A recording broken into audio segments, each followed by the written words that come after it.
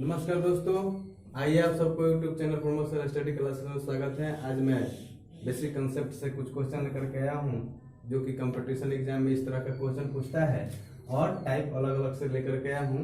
इस तरह का टाइप पूछे तो जो कंडीशन बताऊंगा उस कंडीशन से आप हल कर सकते हैं।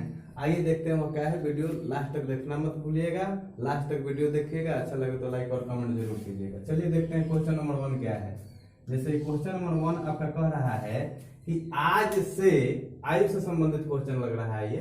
आज से 5 वर्ष बाद जैकब की उम्र उसके बेटे की उम्र की 3 गुनी होगी, है ना। आज से 5 वर्ष बाद जैकब की उम्र उसके बेटे की उम्र के 3 गुनी होगी। तो पहले जैकब और उसके पुत्र की उम्र हम जानेंगे। तो मैंने मान लिया कि जैकब की उम्र और उसके बेटे की उम्र एक्स अथवा y है, तो एक्स और y मैंने लिख दिया, इधर लिख दिया। और 5 वर्ष बाद कह रहा है तो बाद का मतलब जोड़ कर दीजिए ना, क्योंकि जन्म ले लिया बेटा तो उसके बाद से दिन रात एक ही चलता है कि बराबर चलता है। तो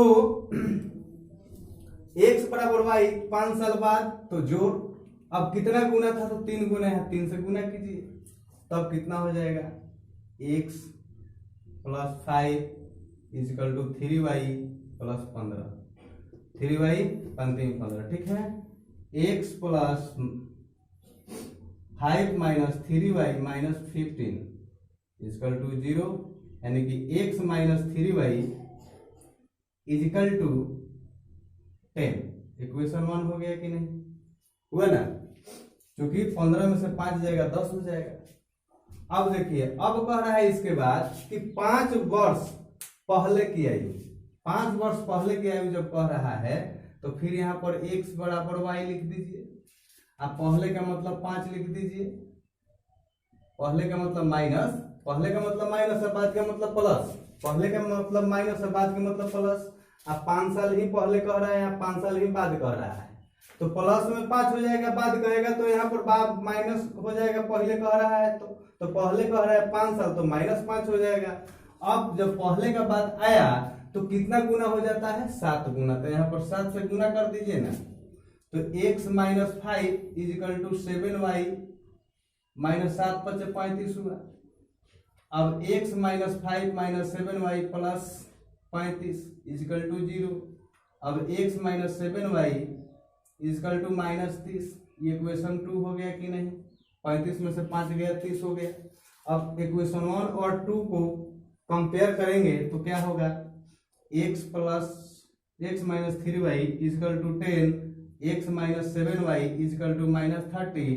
साइन चेंज करेंगे तो ये कट गया, इसको घटाएंगे, 7 में से 3 जाएगा, 4y हो जाएगा। यहाँ पर इसको जोड़ देंगे 40 होगा, ये कट जाएगा, 10 हुआ कि नहीं। y का वैल्यू कितना गया 10, यानी कि बेटा का उम्र हो गया 10 साल। अब बाप का उम्र ज्ञात करना है, जैकब का उम्र ज्ञात करना है, तो y का वैल्यू इसमें पुट करेंगे 1 में चाहे 2 में, तो उसका आंसर आ जाएगा। चलिए x - 3y = 10 हो गया, x - 3y = 10। अब यहाँ पर वही चीज लिख दो, जहां y है वहां y का वैल्यू पुट करेंगे, यानी कि x - 3 × y का वैल्यू 10 है तो 10 लिख दिया = 10।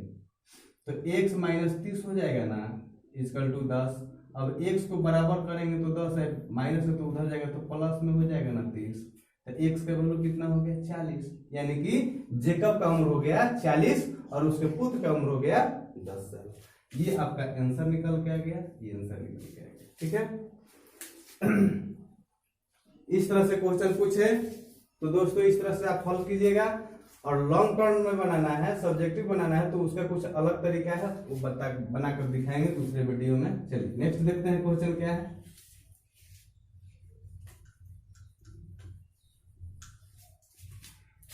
क्वेश्चन नंबर 2 है, किसी भिन्न के अंश और हर का योग 12 है। इस पे कुछ क्वेश्चन हम आप लोगों को दे चुके हैं, है ना। आज ठीक उसी पर आ गया है क्वेश्चन, किसी भिन्न के अंश और हर। तो सबसे पहले हम उसको जानेंगे कि भिन्न का अंश और हर क्या है। भिन्न बराबर क्या होता है, भिन्न बराबर होता है अंश बटा हर होता है।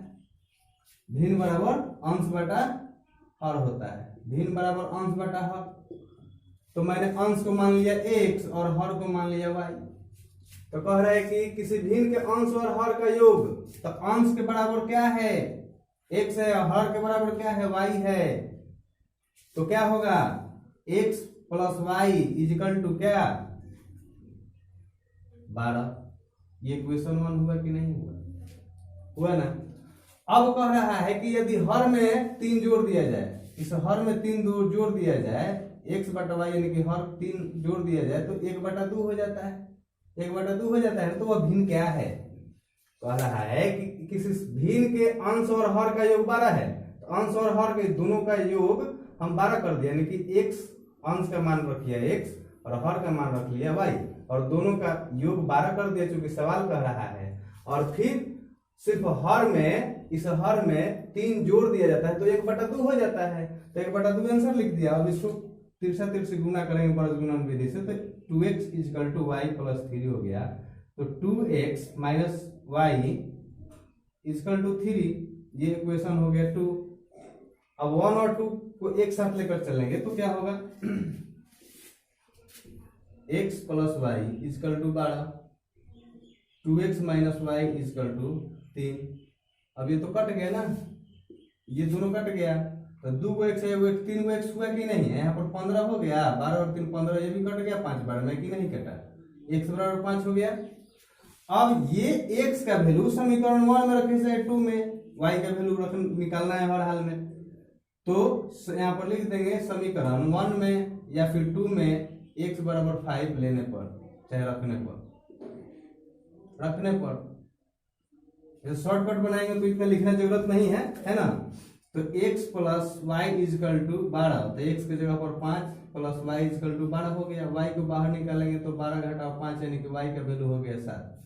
अब भिन्न बराबर कितना हो गया सर, x बटा वाई भिन्न हुआ है ना इधर, x बटा वाई, तो x का वैल्यू कितना आ गया 5 और y का वैल्यू 7, ये आपका आंसर आ गया। ठीक है, भिन्न बराबर इतना, इस तरह का क्वेश्चन है। तो दोस्तों इस तरह से आप मान लीजिएगा भिन्न बराबर अंश बटा हर होता है, यानी कि अंश को मानिए x और हर को मानिए y, चाहे जो मानना है p बटा r रख सकते हैं, a बटा b रख सकते हैं, है कि नहीं, और उसके अनुसार आप सॉल्व कर सकते हैं। चलिए नेक्स्ट क्वेश्चन देखते हैं। क्वेश्चन नंबर 3, 2 अंकों वाली संख्या के अंकों का योग 9 है, 2 अंकों वाली संख्या के अंकों का योग 9 है। तो दोस्तों याद रहे कि इसमें संख्या बराबर होता है 10 गुने दहाई प्लस इकाई।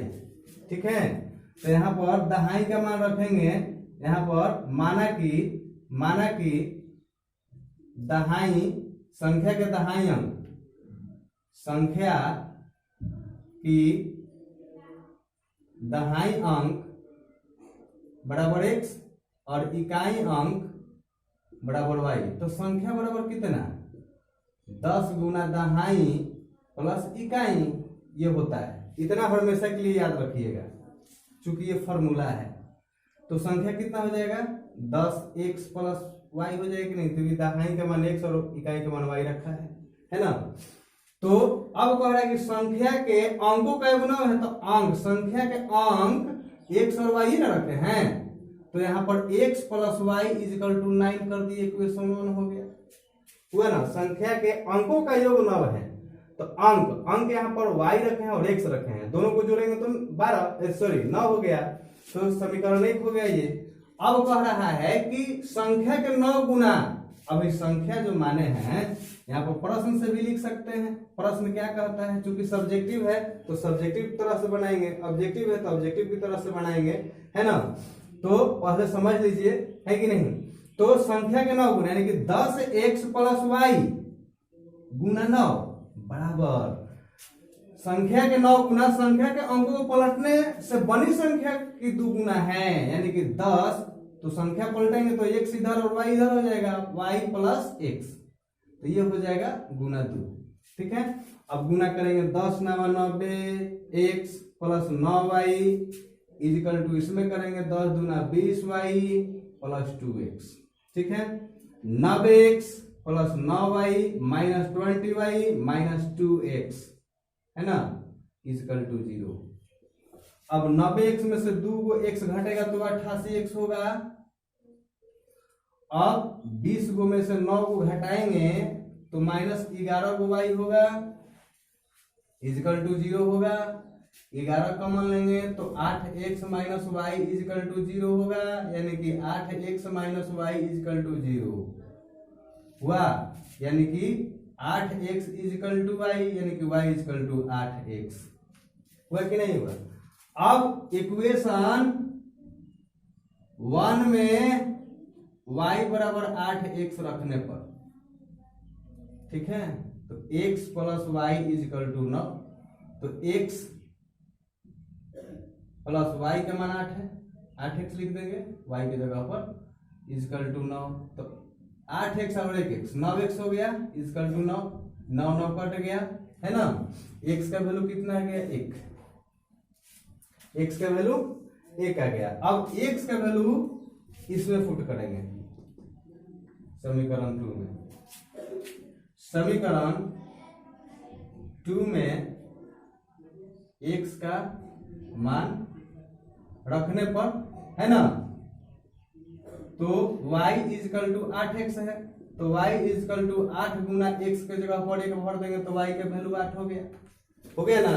अब संख्या कह रहा है कि संख्या बराबर कितना, संख्या बराबर 10x प्लस वाई रखे हैं इधर, तो 10 गुना x का वैल्यू कितना 1 आया है तो 1 लिख दिया, अब प्लस वाई का वैल्यू 8 है तो 8, ये टोटल जोड़ेंगे तो 18 ही ना होगा, गुना करके 18 हुआ, तो ये आपका आंसर आ गया संख्या बराबर। ठीक है, इस तरह से क्वेश्चन पूछे तो आराम से हल कर सकते हैं और सॉल्व कर सकते हैं। चलिए नेक्स्ट लास्ट क्वेश्चन है उसको देख लेते हैं, और इसका फॉर्मूला मत भूलिएगा, 10 गुना दहाई प्लस इकाई।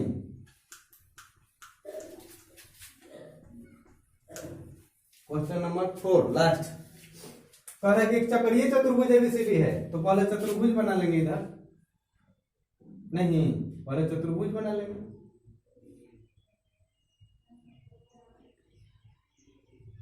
बना लिया चतुर्भुज ए बी सी डी, या फिर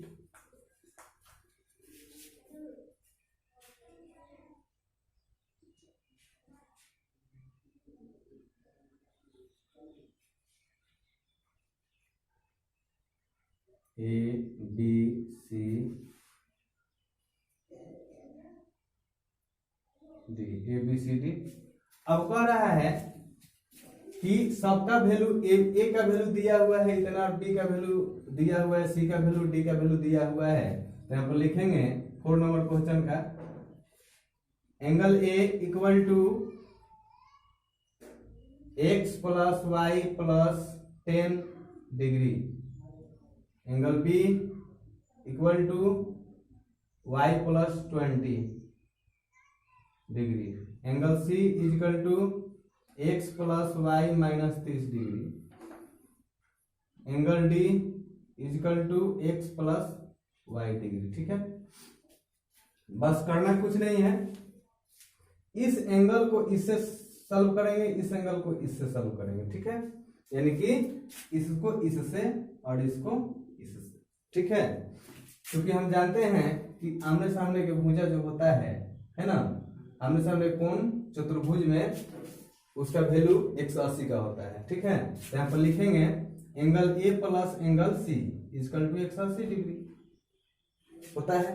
अब एंगल ए का वैल्यू कितना है, x plus y plus 10, plus C का वैल्यू कितना है, सी का value x plus y plus minus 30, ये सब क्या होगा 180। एंगल सी का एक एक्स 2x हो गया, एक वाई 2y हो गया, इसमें से इसको घटाएंगे तो माइनस 20 हो गया, इक्वल टू 180 हुआ।